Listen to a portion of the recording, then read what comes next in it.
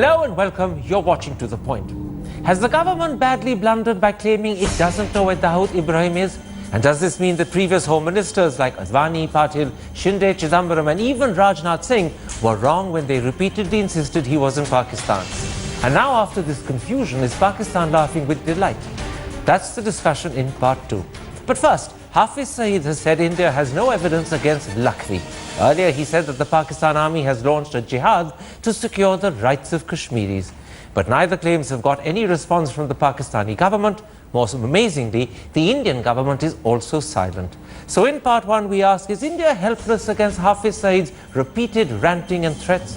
And more importantly, is the Pakistan government effectively complicit?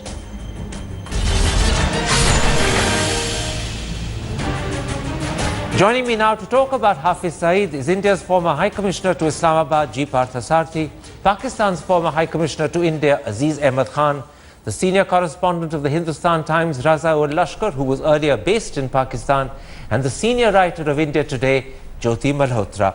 Aziz Ahmed Khan, yesterday Hafiz Sayeed told Dunya, your country, that Zaki-ur-Rahman Lakhvi is innocent. He said India has no evidence against Lakhvi. Given the voice transcripts that you received, not just from India, but America and the United Kingdom, the evidence from David Coleman Headley and Abu Jundal, Kasab's clinching evidence, and of course your own federal investigative agency's evidence, and the fact that your Punjab government has appealed to your own Supreme Court against bail granted to the man, why has your government allowed Saeed's statement to go uncontested? Well, I think all such statements need not be contested and challenged I think some of these things can be ignored. The case against Lakhvi is going on in the court. He has been released on the bail, all right, but the government has appealed against that bail. And perhaps the case is moving a little slowly, but then it is probably in the nature of things that such cases move a little slowly. So we should just wait till the courts finally decide about this case. As far as the transcripts, etc. are concerned as evidence, I'm not a legal person and I have no deep knowledge of legal issues, but I understand that these voice transcripts cannot form evidence under Pakistani law. You know, let's take up the first point made there by Aziz Ahmed Khan, that at the end of the day, every statement made by Hafiz Sayeed doesn't have to be contested by the Pakistan government. A, because he is technically correct, till Lakhvi is in fact found guilty, he is in the eyes of the law innocent. And B, in a democracy, a man can say what he wants and the Pakistan doesn't have to dispute it. Would you agree with that? That's a rather simplistic reply. Let us be very clear. The Lashkar-e-Taiba, according to evidence we have, including in the Chicago court of Headley, the entire ops were in the presence of ISI officers. Okay? Major Iqbal being one of them. Yes. So the ISI was clearly involved. Moreover, you can't get people to learn navigational skills across the Arabian Sea without some naval SEAL involvement in it. But does this provide reasons for taking action against Saeed for what he said? Let me be very clear. I do not think anything is going to happen. This chap Lakhvi and his boss Hafiz Sayeed enjoy the total protection of the army. Secondly, which is why the government doesn't contest his statements. Listen, I want to say something. Even the Supreme Court in the Baluchistan missing persons case has run too scared to sort of summon an army officer. And then the Sharifs themselves, the family since the days with Mian Muhammad Sharif, have been involved with this. But let's come back to this particular issue. Jyoti Malhotra, Hafiz Sayeed's comments were made in response to India raising the fact that he's been given bail with the United Nations. India believes that this is in fact a direct breach of UN Resolution 1267. Although the UN has said to India that they will look into the matter, do you believe they will actually intervene, or will they sidestep it? I'd like to say two things. The first is, why is Hafiz Sayeed defending Lakhvi? How does he know whether Lakhvi is guilty or not? So if he is defending Lakhvi, then I assume he knows better. And I think the fact that now the UN is getting into the act, and I would say here that finally India has approached the UN to to ask the Pakistanis. I believe that the Pakistani government will have to reply. They cannot sidestep the UN. They cannot say on the one hand that this dispute is as old as the UN 1949, that India committed itself to resolving. I'm talking about the Kashmir dispute. So on the one hand, you cannot invoke the UN on the Kashmir side and then sort of completely ignore the UN on the Lakhvi matter. So I think the Pakistan government, I frankly think the Pakistan government would like to keep Lakhvi in jail, because they know too, in their own heart of hearts, that he's better inside than he's outside. Let me take up, Raza Lashkar, the point that was made by Aziz Ahmed Khan regarding the admissibility of their voice transcripts. They cannot be admitted until Lakhvi provides a sample to actually match against them. Lakhvi's refused to do that, so for technical reasons, these can't be provided. But now, the Islamabad High Court has ordered the completion of the case in 2 months flat. There are roughly 7 or 6 weeks left of that 2 months. If those transcripts can't be admitted as evidence but the case is completed, are we looking at a situation where Lakhvi will be declared acquitted rather than convicted because the critical evidence is not admissible? Well, you know, I mean, the grounds are already being prepared for that. I mean, this is part of the, the tempo that is being built up. Hafiz Sayeed saying that he's innocent is kind of preparing the grounds for what they want to do. And look, I mean, it's very, very difficult to expect a Pakistani judge to rule on somebody like Lakhvi. I mean, they haven't ruled on Pakistani terrorists who have carried out attacks in Pakistan. Is that the significance of Hafiz Sayeed saying that Lakhvi is innocent, that it in fact intimidates judges and it's a message to them, don't you dare find him guilty? Obviously. I mean, there is one judge who was hearing the Mumbai attacks case who dropped out because of threats from the JUD. I mean, this is what we So this is an implicit threat from Sayeed I to would judges. assume, yes, I would assume that. Aziz Ahmed Khan, the bigger concern about Hafiz Sayeed is something that he said on television in your country last month, and I'm going to quote him. Jihad is the duty of an Islamic government. I say what our army will do to secure the rights of Kashmiris is jihad. We will extend help to Kashmiris alongside the government. We call this jihad. I want to ask you 2 questions. First of all, is your army involved in jihad in Kashmir, as Sayeed has clearly revealed? I don't think that Sayeed has said that. First of all, I have not seen that statement of his, but I don't think he has said that. You have to go by what the government of Pakistan says and not what Hafiz Sayeed Well, the government of Pakistan will never admit that their army is involved in jihad. Come on, there's no way they're going to admit to that. Yes. But when Sayeed says this on your television channels last month, and the date I believe was the 19th of April, although I could be a little wrong on that, and no one in Pakistan contests it, least of all your army. So I ask you again, is Sayeed revealing a truth you want to hide, that you're conducting jihad in Kashmir? There is no need to. I don't think there is any need to respond to stupid statements by people and get involved in that. I think Pakistan government is dealing with the Indian government at the official level. They're talking to each other. They can bring all subjects on the table. If there is anything, or if there is any such concerns or anything, they should come across the table and bring those concerns. You know very well that there is no such thing, and it is. I have not seen that statement, but if at all he has made it, it is just a totally stupid statement. Well, I want to pick up on your statement earlier that there's no need to react to every stupid statement. The truth is that Sayeed has been designated as a foreign terrorist by the United Nations and the US.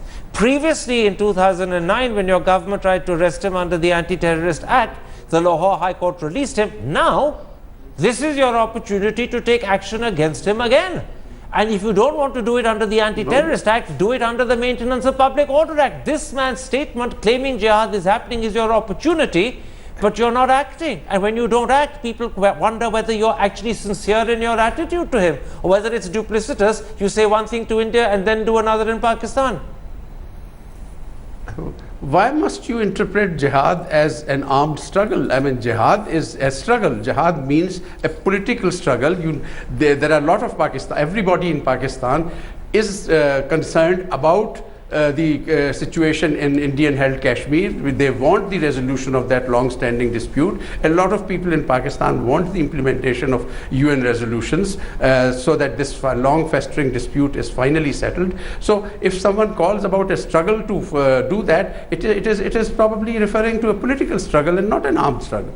You know, Mr. Parthasarathi, last week, Speaking to the Saudi Gazette, Nawaz Sharif claimed that India had called off Foreign Secretary level talks on what he called a frivolous pretext.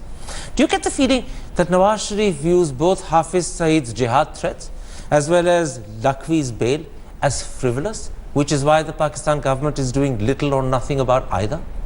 Look, as far as I am concerned, the Nawaz Sharif family, Nawaz Shehbaz and their father, Mian Mohammad Sharif, have been very close to Hafiz Sayeed. When I was High Commissioner, Nawaz sends the Governor of Punjab and his information, Minister Mushahid Hussain, to call on Hafiz Sayeed. So let's quit all this pretense about there being two separate entities. More importantly, on this, the army and the Sharif are one. I mean, we know the staging points they operate, the Lashkar-e-Taiba infiltrates from next to Pakistan army posts. I mean, whom is Aziz trying to kid? So would you then say that this was an ideal opportunity, this statement declaring jihad, to take action against Saeed if they wanted to, and the fact that they haven't suggests in fact that there is a degree of relationship, complicity, call it what you want, as Mr. Parthasarthi says, and this in a sense gives the game away? I think the game was given away quite a while ago. If the Pakistan government, Nawaz Sharif's government, the previous government of Asif Ali Zardari, listen, I think it's very clear that the Pakistan army handles Hafiz Sayeed, within quotes, handles Hafiz Sayeed. And therefore, and can you touch the Pakistan army? I think Nawaz Sharif would like to take control, but he's a weak prime minister. Let's be very clear about that. He hasn't got the power to do what he wants. He doesn't have the, he may want to, but I don't think he has the courage even to take the Pakistan army on, and especially Hafiz Sayeed and Zakir Rahman Lakhvi. It was a golden opportunity for him. I think he'd like to keep him in jail, but unfortunately it's not happening. Quickly, go ahead. Quickly, I think we have blundered. Rather than taking this to the UN, I've spoken to the Americans and the Israelis. Under American law, on the basis of evidence the Americans have, the Obama administration is required to prosecute because American nationals. So we should have put pressure on America to prosecute. We should have worked through the US Congress, not gone this way to the UN. But that's another issue. Let's come back to the issue we're talking about. And you have spent 5 years in Pakistan. What sort of relationship, what sort of protection, covert or overt, does Hafiz Sayeed have from the Pakistani state and from the army in particular? Because that's the key over here to why he's allowed to say things and get away with it, why no action is taken against him, even when he provides the ideal opportunity for just that. You know, I have to recall a conversation I had with a serving ISI officer. This was in 2009, and we were discussing the aftermath of the Mumbai attacks. It was there was another friend present, a Pakistani journalist, and the conversation initially was very cordial, and then at one point when it became a little heated, the ISI officer said, "What do you expect us to do? He's an asset." I mean, these are the words of a serving ISI officer. And he described Lakhvi and the others as an asset. Aziz Ahmed Khan, you've got a former Indian High Commissioner to your country, you've got Jyoti Malhotra who knows your country well, and Razaul Lashkar who lived there for 5 years, all three saying the same thing, that the nature of the relationship between your army and Hafiz Sayeed, whether it's overtly expressed or covertly expressed, is that they look upon Hafiz Sayeed as an asset, they protect him, and that is one reason why when he says these ridiculous things, which you say are ridiculous, and provide an opportunity for him to be arrested, he doesn't get arrested.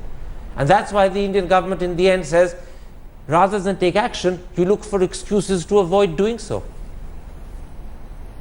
You know, Karan, we have to go by rule of law. We have to go by the rules and regulations. The government has taken Hafiz Sayeed to the court several times, and he has been released by the court. Now, can I interrupt you there? Will you tell me can that I interrupt you there? Yes. You know, I'll give you the reason why he got released in 2009 by the Lahore High Court when you arrested him under the Anti-Terrorist Act. Because you had deliberately failed to declare the JUD, the parent organization, a terrorist organization. And that was confirmed by Rahman Malik, who then admitted that it was on a wanted or a watch list but not declared a terrorist organization. Because of that failure, which I say is deliberate, an outlet was provided for this man to be released, and the Lahore High Court released him. So you see, what I'm saying is half measures are taken knowingly so that there's a let-out clause built in.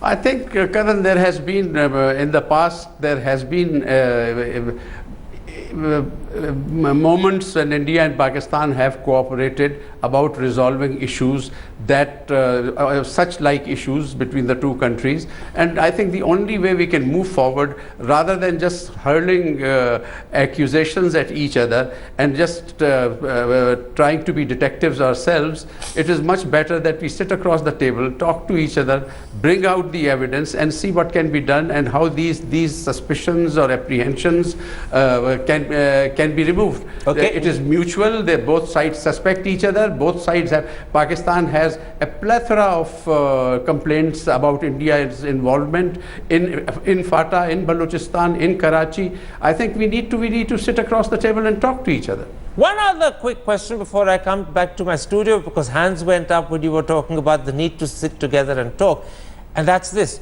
You said that in fact rules and regulations have to be observed.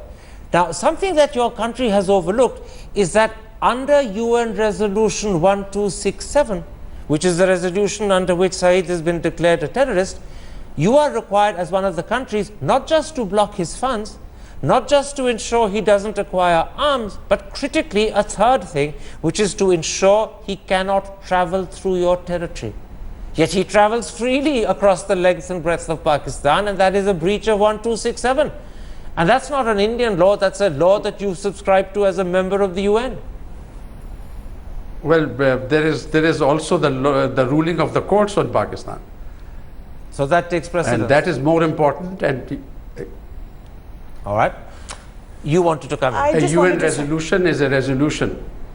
I just wanted to say, Karan, that I think Aziz is embarrassed about this. And I also want to say that there are several friends of mine in Pakistan, very good friends, journalists included. By the way, Kasab was discovered, within quotes, Kasab's family was discovered by Pakistani journalists. And you know that the former Pakistani National Security Advisor, Mahmood Ali Durrani, lost his job because he confirmed that Kasab was Pakistani. Now, there are enough voices in Pakistani civil society, in the government, who will sotto voce tell you that what's going on is very, very wrong and that it harms Pakistan. So I think there is a crisis of credibility definitely around the Nawaz Sharif government, but unfortunately they aren't able to do very much because the Pakistan army is so overwhelmingly You served powerful. in Pakistan. I accept that the nature of the questioning I put to Aziz Ahmed Khan may well have embarrassed him, because he's a man who spent his entire career looking for better relations. I was pointing out flaws in the argument that as a diplomat he is required to give. When we do this in television studios and embarrass those Pakistanis who could be friends of India, do we do a disservice to the relationship, or are we actually pointing out to the audience the two-facedness of Pakistan's state? Well, you know, I wouldn't go so far as saying that, I mean, everyone is two-faced over there. But I think it's a good thing to have things out in the open. I don't like pussyfooting around this issue. And there have been occasions when I have had some very, very strong discussions with my friends in Pakistan. But ultimately, I think we have to talk about this issue. Aziz Ahmed Khan, I'm going to give you the last word. When we ask the sort of questions I did and force you into a position which, as Jyoti says, is embarrassing for you because you're a person who wants better relations with India, but as a former High Commissioner, you have to also give the government line. Does that help or does that hinder the cause of improving relations? To be very honest with you, I am not obliged to give the government line. And I personally feel that I try to represent my own view in a rational thinking way. And so it is not the government line. I personally feel that the only way we can move forward, remove these suspicions, remove these apprehensions about each other, and all these accusations that we have and suspicions we have, is through sitting across the table and talking to each other. And we have been continuously missing these opportunities and unfortunately just going about debates through the media and not sitting across the table quietly and discussing things. As far as Jyoti's mentioning about General Durrani losing his job, because of his talking about Kasab, it was not because he admitted about Kasab. It was just the Prime Minister got annoyed that he felt that his clearance was not obtained as an advisor to him before the statement was made, which was a total misunderstanding and nothing. Let's get out of Durrani. That's a detail. Actually, I want to come back because I'm ending this particular discussion here by putting something to you. Do you accept the point that we are two countries who continually, because of our history, because of our antipathy to each other at times, because of the fact that we talk past each other, end up misunderstanding each other? No, I don't. Let me say this. When General Musharraf decided that he was going to stop terrorism and gave us that assurance to Mr. Vajpayee on January 4, 2004, as a soldier he kept it as long as he was there. Point number one. Point number two, as far as my reading of General Raheel Sharif is concerned, this is a man who lost his uncle in the 1965 conflict, killed Major Bhatti, killed by India, lost his brother in 1971. So he has an axe to grind. He has, from what Pakistanis write, he hates Indians and Baluchis. This is in respectable Pakistani media. We're going to have to leave it there and say that that is speculation. It's no, it's in the Pakistan. Well, it could still be speculation, yeah, but even that's if it's not in the point. Pakistani press. But that's not a the point. different issue I mean, too. yeah. We're going to end this particular discussion there. Like all India-Pakistani discussions, this is undoubtedly inconclusive. For some, it's probably unsatisfying, but it has unearthed one of the angularities, which is that even if we want to be friends with each other, there are so many problems that we can throw at each other that even when we have a friendly discussion, we can often end up quarreling instead. My thanks to all my guests for joining me, and in particular, my thanks to Aziz Ahmed Khan. Time for a break, but then, has the NDA government covered itself with embarrassment by claiming it doesn't know what Dawood Ibrahim is? Or has it accidentally revealed a damaging truth that could make India a laughing stock?